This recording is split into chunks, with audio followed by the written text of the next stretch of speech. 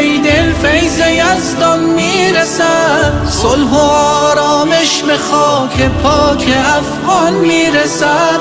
در کویر خشک قلبم بعد عمری انتظار، بعد طوفان‌های شن انگار باران میرسد. این شب تاریک اشغال عاقبت گردد تمام، گر کنی اندک تحمل شمس تابان میرسد.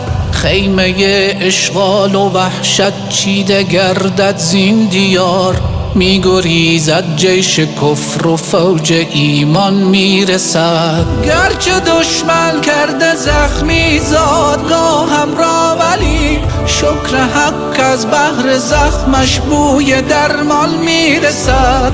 کوچه و بازارها را خوش چراغانی کنید، یوسف گمگشتم آخر به کنعان میرسد. مژده ای دل، مژده ای دل فیض یزدان میرسد، صلح و آرامش به خاک پاک افغان میرسد.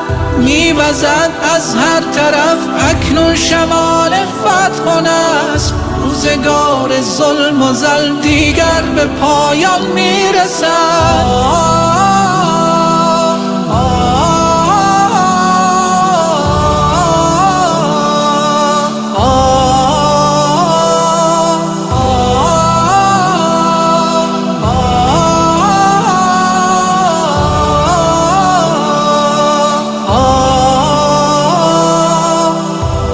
بازی نسل میمون داشت اینجا اقتدار، شکر حق قدرت دوباره دست انسان میرسد.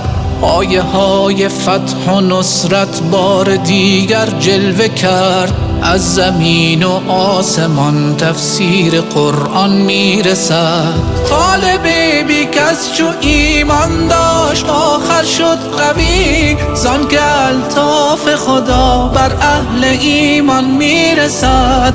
غول مغرور صلیبی را به خاک افکند و نعره تکبیر او تا کاخ طغیان میرسد. مژده ای دل، مژده ای دل فیض یزدان میرسد، صلح و آرامش به خاک پاک افغان میرسد.